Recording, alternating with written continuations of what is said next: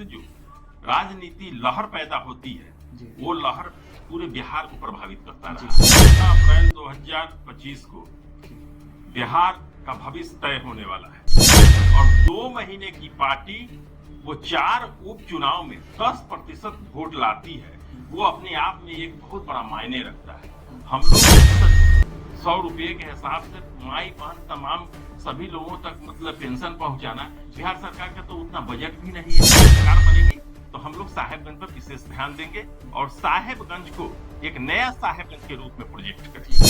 अन्य पार्टियों में जहां टिकट मोल लगाकर बेचे जाते हैं वहां टिकट प्राप्त करना ज्यादा मुश्किल का काम नहीं है। आप पैसा ड्रॉप कीजिएगा, डन कीजिएगा, टिकट ले सकते हैं। लेकिन जन सुराज वो डेटा बेस पार्टी है, ये लॉबी बेस पार्टी नहीं है। अन्य पार्टियों में जहां टिकट मोल लगाकर बेचे जाते हैं वहां टिकट प्राप्त करना ज्यादा मुश्किल का काम नहीं है। आप पैसा ड्रॉप कीजिएगा, डन कीजिएगा, टिकट ले सकते हैं। लेकिन जन सुराज वो डेटा बेस पार्टी है, ये लॉबी बेस पार्टी नहीं है। इस वक्त जो शख्स आपको कैमरा पे दिखाई दे रहा है ये परिचय का मोहताज नहीं है। दरअसल इन्होंने अपने पत्रकारिता जगत में 23 साल जो दैनिक जागरण है उनको समर्पित किया था, लेकिन अब इनका जो है प्लेटफॉर्म जो है चेंज हो गया है। अब ये राजनीतिक में आ गए हैं और ये जो है जनसुराज पार्टी के जो मुख्य प्रवक्ता मुजफ्फरपुर जिला के हैं और इनका नाम है दिलीप भारती। और जो जनसुराज पार्टी है वो 11 अप्रैल को पटना में बिहार बदलाव रैली जो है करने जा रही है और आगामी बिहार विधानसभा चुनाव में अब कुछ ही समय बाकी रह गया। इससे पहले जनसुराज जो बिहार बदलाव रैली पटना में कर रही है, इसका प्रभाव मुजफ्फरपुर जिला सहित साहेबगंज या पूरे बिहार में क्या पड़ने वाला है, इन्हीं से हम जानने की कोशिश करेंगे। सबसे पहले तो आपका बहुत बहुत स्वागत है सर हमारे चैनल में। आपका भी बहुत बहुत स्वागत है और आपके ऑडियंस को, आपके श्रोता को, आपके दर्शक को मेरे ओर से बहुत बहुत बधाई। 11 अप्रैल को पटना में गांधी मैदान में जो है बिहार बदलाव रैली जनसुराज की तरफ से होने वाला है। क्या कुछ एजेंडा आपकी पार्टी की तरफ से होने वाला है? देखिए, दरअसल 11 अप्रैल 2025 को बिहार का भविष्य तय होने वाला है और ये बिहार बदलाव रैली जो है ये बहुत बड़ा पैगाम लेकर के आ रहा है बिहार के लिए और इससे 2025 का जो दृष्टिकोण है राजनीतिक या फिर चुनावी जो दृष्टिकोण है स्पष्ट हो जाएगा। क्या कुछ प्रशांत किशोर 11 अप्रैल को घोषणा करने वाले हैं जो आप इतना मतलब बता रहे हैं कि 11 अप्रैल से जो जनसुराज का घोषणा है वो घोषित है, घोषणा हो चुका है। अब ये 11 अप्रैल को तकरीबन 10 लाख लोग आपको पटना में गांधी मैदान में अपनी उपस्थिति दर्ज कराएंगे और ये बिहार बदलाव रैली एक बिहार को बड़ा संदेश देगा और उस समय तय हो जाएगा कि आगामी 2025 का जो सरकार होगा, बिहार का जो सरकार होगा वो जनसुराज का सरकार होगा। इसमें कहीं से कोई डाउट नहीं दिख रहा है। कारण कि आपकी जो पार्टी जनसुराज है वो बीते कुछ महीना पहले बिहार में उपचुनाव भी हुआ था, तो 4 सीटों पर चुनाव हुआ था, तो उसमें उनका जो है ज्यादा प्रभाव नहीं, एक भी सीट नहीं निकल पाया था। तो क्या बिहार विधानसभा चुनाव 2025 में जनसुराज का कितना सीट आने वाला है? देखा जाए, दरअसल जिस समय चुनाव हुआ था पार्टी की घोषणा हुए चंद महीने हुए थे, 2 महीने की पार्टी थी और 2 महीने की पार्टी वो 4 उपचुनाव में 10% वोट लाती है, वो अपने आप में एक बहुत बड़ा मायने रखता है। हम लोग उपचुनाव के बाद तिरहुत स्नातक निर्वाचन क्षेत्र से भी चुनाव लड़े और यहाँ चंद दिनों के ड्यूरेशन पर हमारी परसेंटेज लेवल बढ़ करके 10% से हम 20% में हो गए और यहाँ द्वितीय स्थान पर रहे। हम थोड़े से वोटों से हार गए, लेकिन हम किसी पार्टी से चुनाव नहीं हारे, हम एक शिक्षक नेता से चुनाव हारे। इसलिए बिहार में जनसुराज का वेलकम हो रहा है। लोगों ने जनसुराज को अपने तरफ मुखातिब किया है, आकर्षित किया है और बिहार के लिए जनसुराज समर्पित है। जनसुराज अगर अपनी सरकार बनाती है तो बिहार में देखा जाता है कि हर साल चुनाव होता है और जो नेताओं का जो झांसा होता है कि बेरोजगारी हटा देंगे, शिक्षा में बदलाव लाएंगे और बहुत सारी चीजें हैं जो युवाओं पलायन होकर दूसरे राज्य में चले जाते हैं। तो जनसुराज उन युवाओं के लिए क्या करने वाली है? देखिए, चुनावी एजेंडा लेकर के लोग आते हैं, वादा करते हैं, चुनाव जीतने के बाद पार्टियां वादा भूल जाती हैं, जिसकी वजह से विकास क्या है उनके वादे पूरे नहीं होते हैं। जनता का विश्वास टूट जाता है। जनसुराज ऐसा नहीं करेगा। जनसुराज ठीक इसके अलग काम करने का काम करेगा। प्रशांत किशोर ने जो कहा है उस सारी बातों को 5 उन्होंने मुद्दा बताया है। जनसुराज आएगा, ये 5 कार्य हो जाएगा। क्या क्या वो मुद्दा उसमें 5 कार्य में आपको दरअसल जो है सो कि जो पलायन हो रहा है, हमारे यहाँ से जो बच्चे रोजी रोजगार के लिए अन्य प्रदेशों के लिए पलायन कर रहे हैं और वहां उन्हें बिहारी कहकर अपमानित किया जाता है, उनका पलायन तत्काल रोक दिया जाएगा। जैसे सरकार बनेगी और उनके लिए रोजगार का सृजन होगा। 10-20 हजार रुपये का रोजगार उनके गांव में, उनके पंचायत में, उनके शहर में मुहैया कराया जाएगा और उनका तत्काल पलायन रुक जाएगा। शिक्षा की व्यवस्था, बच्चे को अगर बेहतर शिक्षा नहीं मिलेगा तो प्रारंभिक अवस्था में उनका जो है शैक्षणिक कार्य पूरा नहीं होगा और बाद में वे अच्छे कोई कमीशन से अच्छा पद प्राप्त करने के लिए कोई जॉब तक नहीं जा पाएंगे। इसलिए उनको बेहतर शिक्षा की व्यवस्था जनसुराज करेगा।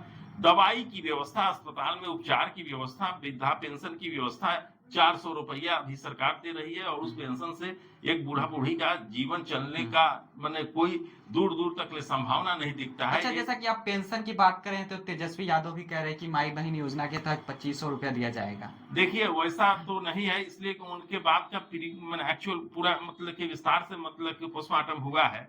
वो जो बोल रहे हैं उनके पास उतना बजट भी नहीं है। 2500 रुपये के हिसाब से माई बहन तमाम सभी लोगों तक मतलब पेंशन पहुंचाना, बिहार सरकार का तो उतना बजट भी नहीं है। तो ये मतलब कि ऐसे ही देखने से लग रहा है या सोचने से लगता है कि ये कारगर वादा नहीं है। मतलब कि वो आपका कहने का मतलब झांसा दे रहे हैं। ये एक चुनावी मतलब कि समझिए कि इफेक्ट दिखाया जा रहा है। अच्छा, कारण कि प्रशांत किशोर उन सभी पार्टियों का जो है चुनावी सलाहकार भी रह चुके हैं। उनकी रणनीति जो थी वो पिछले चुनाव में भी दिखा था और ये लोग अभी उन्हीं का दिया हुआ है कि वो लोग सरकार में भी हैं। देखिए प्रशांत किशोर जी ने तो कंधा लगाया। गुजरात में सरकार नरेंद्र मोदी की बनी थी, बाद में आपको आपकी सरकार दिल्ली में बनी, उसमें भी प्रशांत किशोर जी ने अपना सहयोग दिया। बिहार में नीतीश कुमार की सरकार बनी, उसमें भी प्रशांत किशोर जी का सहयोग लगा।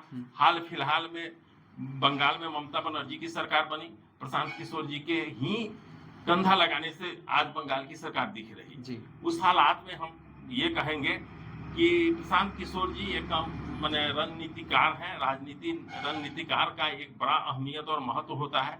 अभी तक तो उन्होंने अन्य दल के लोगों के लिए काम किया है, लेकिन अब वे जनसुराज के लिए काम कर रहे हैं। अच्छा, तो जब हमारा ये कहना है कि दूसरे के लिए उन्होंने दूसरे पार्टियों के लिए किया तो इतना बेहतरीन परफॉर्मेंस हुआ।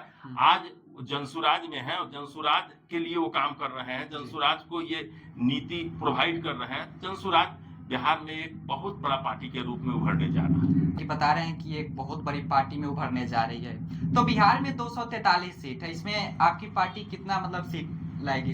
हम लोग 243 सीट पर लड़ रहे हैं, मतलब लड़ रहे हैं, लड़ेंगे। अभी चुनाव की अधिसूचना नहीं है, तो अधिसूचना के बाद हम लोग 243 सीट घोषित है। 243 सीट पर हमारी पार्टी चुनाव लड़ेगी। कहीं कोई तालमेल नहीं होगा, कहीं कोई गठबंधन नहीं होगा और 243 में हम सर्वाधिक सीट चुनाव जीत कर आ रहे हैं और पूर्ण बहुमत के साथ जनसुराज की सरकार बिहार में बनने जा रही है। अच्छा, ये तो मैं पूरे बिहार की बात कर रहा हूँ। अब मैं बात करूंगा मुजफ्फरपुर और साहेबगंज विधानसभा की। अगर जनसुराज की सरकार बनती है तो मुजफ्फरपुर और साहेबगंज विधानसभा को क्या मिलने वाला है आपकी पार्टी की तरफ से? देखिए, मुजफ्फरपुर जिला बिहार का एक बड़ा जिला माना जाता है और कॉन्शियस जिला माना जाता है। मुजफ्फरपुर जिला का एक बहुत ही महत्वपूर्ण प्रखंड साहेबगंज काफी हॉट सीट माना जाता है और साहेबगंज से जो राजनीति लहर पैदा होती है वो लहर पूरे बिहार को प्रभावित करता रहा है। इस बार भी यही हो रहा है। तो इसमें मतलब हम ये कहेंगे कि हमारी सरकार बनेगी तो बिहार में आमूलचूल कार्य किए जाएंगे, जिसमें मुजफ्फरपुर जिला अहमियत के साथ देखा जाएगा। और मुजफ्फरपुर जिला का साहेबगंज है, मैं साहेबगंज का निवासी हूँ। हमारी सरकार बनेगी तो हम लोग साहेबगंज पर विशेष ध्यान देंगे और साहेबगंज को एक नया साहेबगंज के रूप में प्रोजेक्ट करेंगे। कारण कि यहाँ पे बरसों से देखा जा रहा है कि यहाँ पे दो ही पार्टियां जो है मतलब दो ही गठबंधन की जो सरकार बनती थी, या तो राजद या जेडीयू या फिर भाजपा से जो गठबंधन होता था उन्हीं के विधायक और मंत्री बनते हैं। तो जनसुराज के आने से साहेबगंज में कितना प्रभाव पड़ने वाला है? देखिए, एक बड़ा अच्छा सवाल है आपका। जनसुराज के पहले तक, मतलब कल तक जो यहाँ सिचुएशन राजनीति स्थिति थी वो ये था कि बीजेपी के लोग, बीजेपी गठबंधन के लोग मुस्लिम समुदाय के मतदाताओं को खौफ दिखाते थे और उस खौफ का मतलब राजनीति लाभ महागठबंधन आरजेडी गठबंधन के लोग लेते थे। मुस्लिम को ये कहा जाता था कि आप भाजपा को रोकिए, भाजपा आ जाएगी, और भाजपा को रोकने के लिए माइनॉरिटी के लोग आरजेडी गठबंधन को वोट करते रहे। आरजेडी गठबंधन को एनडीए गठबंधन ने जंगल राज कह करके लोगों को एक तरह का खौफ दिखाया कि जंगल आ जाएगा तो आप असुरक्षित हो जाइएगा, और यही कहकर दोनों गठबंधन लंबे समय से यहाँ अपना प्रतिनिधि चुनता रहा, भेजता रहा, और वही लोग हुकूमत में रहे। लेकिन आज एक नया विकल्प उभर करके सामने आया है और वो विकल्प जनसुराज है। जनसुराज में वैसे लोग आज वोट कास्ट करने के लिए मन बना रहे हैं जो ये दोनों गठबंधन से त्रस्त है। तो उम्मीद है कि जनसुराज साहेबगंज में मुजफ्फरपुर जिला के 11 विधानसभा सीट पर एक बेहतर समीकरण उभारने का प्रयास करेगा। कारण कि देखा जाता है बिहार में उन्हीं दो पार्टियां हैं, कभी नीतीश जी भाजपा में चले जाते हैं तो कभी आरजेडी में चले जाते हैं, फिर जो जंगल राज है वो मंगल राज हो जाता है। तो देखिए, दरअसल जब मैंने माननीय मुख्यमंत्री नीतीश कुमार जब एनडीए गठबंधन के साथ रहते हैं तो कहते हैं कि महागठबंधन मतलब आरजेडी गठबंधन जंगल राज है। आज जब वो एनडीए गठबंधन से कभी भाजपा छोड़ करके आरजेडी में आ जाते हैं तो वो जंगल राज मंगल राज कहने लगते हैं, कहते हैं विकास का दौर चल रहा है, सुशासन का राज चल रहा है। तो अब ये परंपरा बंद होने जा रहा है और हमको लग रहा है कि ये परंपरा का आखिरी पड़ाव ये 2025 है। 2025 के बाद ये तय हो गया है कि नई सरकार आ रही है और उसमें जनसुराज को प्रमोशन मिल रहा है। जनसुराज अपने बेहतरीन सरकार के साथ 5 वर्ष तक बिहार को एक बेहतर सरकार के रूप में प्रोजेक्ट करेगा। कारण कि देखा जाता है कि साहेबगंज विधानसभा, जैसा कि आपने बताया कि हॉट सीट भी है, हाँ। लेकिन यहाँ पे उस लायक की व्यवस्था भी नहीं है। चाहे आप हॉस्पिटल जाके देखिए, चाहे शिक्षा का वो स्तर देखे, अभी तक वो उठ नहीं पाया है। देखिए, जनसुराज का कोई भी उम्मीदवार आएगा साहेबगंज के लिए बेहतर उम्मीदवार आएगा और अन्य पार्टी के उम्मीदवारों से जनसुराज के उम्मीदवार में कुछ खास खासियत दिखेगा। उसके पर्सनालिटी में मैंने अलग कुछ दिखेगा, उसके विचार में कुछ अलग दिखेगा, उसके विजन में कुछ अलग दिखेगा, और वो व्यक्ति जब जनसुराज के टिकट से चुनाव जीत करके साहेबगंज का नेतृत्व करेगा तो जितने करप्शन आप बोल रहे हैं उसको समाप्त करने के लिए ज्यादा वक्त की जरूरत नहीं है। हम थोड़ा सा वक्त आपसे कहेंगे कि जो भी मेरा जनप्रतिनिधित्व करने वाला पार्टी का उम्मीदवार, जनसुराज का उम्मीदवार जीतेगा, उसके लिए ज्यादा समय नहीं लगेगा। बहुत कम समय में साहेबगंज को भ्रष्टाचार मुक्त साहेबगंज बनाया जा सकता है। अच्छा, अभी आपने बात किया है कि एक अच्छा पर्सनालिटी वाला आदमी जनसुराज खोज रहा है, तो जनसुराज ने कहा था कि मैं पैसा पर टिकट नहीं दूंगा, एक अच्छा व्यक्ति हो, एक जो समाज में उसका अच्छा पद हो, मान सम्मान हो, वैसे लोगों को मैं टिकट दूंगा। और आपका भी कहीं ना कहीं साहेबगंज विधानसभा में वो मान सम्मान और जो पार्टी भी है जनसुराज, वो आपको मुख्य प्रवक्ता जो है मुजफ्फरपुर जिला का सौंपी है। और क्या लगता है, अगर आपको वो टिकट अगर देती है तो क्या आप चुनाव लड़िएगा? देखिए, चुनाव की पहले बात को समझ लीजिए। जनसुराज से टिकट पाना बड़ा टफ है, आसान नहीं है। अन्य पार्टियों में जहां टिकट मोल लगाकर बेचे जाते हैं वहां टिकट प्राप्त करना ज्यादा मुश्किल का काम नहीं है। आप पैसा ड्रॉ कीजिएगा, डन कीजिएगा, टिकट ले सकते हैं। लेकिन जनसुराज वो डेटा बेस पार्टी है, ये लॉबी बेस पार्टी नहीं है। और यहाँ चुनाव जो मतलब कि उम्मीदवार का चयन करने का जो प्रक्रिया है बड़ा जटिल है। ये जमीन से चलेगा, ये आम लोग से चलेगा। जैसे साहेबगंज विधानसभा 98 जिसको यहाँ की जनता चाहेगी वही जनसुराज का उम्मीदवार बनेगा। यानी कि आपकी जो पार्टी है वो रिसर्च वगैरह करी है क्षेत्र में, पूरे तरह से मतलब फिल्टरिंग होगा, स्क्रूटिनी होगा, स्क्रीनिंग होगा, एक एक लोगों से बात करने का प्रयास करेगा जनसुराज। और जनसुराज जब जान जाएगा, समझ में आ जाएगा कि यहाँ के लिए अमुक व्यक्ति बेहतर उम्मीदवार साबित हो सकता है, वो धनी है, वो गरीब है, वो संसाधन वाला है, बिना संसाधन वाला है, जनसुराज को इससे मतलब नहीं है। जनसुराज का कहना है कि मेरा परफेक्ट उम्मीदवार होना चाहिए। और प्रशांत जी ने कहा था कि हम गांव गांव घूम रहे हैं और दही से क्रीम निकालने के लिए हम दही को मथ रहे हैं और उससे क्रीम निकालेंगे और वो क्रीम साहेबगंज से भी निकलेगा। कारण कि प्रशांत किशोर कहते हैं कि मुझे मुख्यमंत्री बनने का वो लालच भी नहीं है, जो पार्टी निर्णय लेगी उसी को मुख्यमंत्री बनाया जाएगा। इस पे देखिए, वो तो पार्टी फैसला करेगी। दरअसल प्रशांत किशोर जी एक बड़े पर्सनालिटी हैं और देश लेवल के पर्सनालिटी हैं। वो मतलब कि मुख्यमंत्री और प्रधानमंत्री के मतलब कि वो दावेदार चाहे दावेदारी नहीं कर रहे हैं। अगर ऐसी स्थिति हुई, मैंने समझिए बिहार जो निर्णय लेगा सबको ही मानेगा, तो प्रशांत जी भी मानेंगे।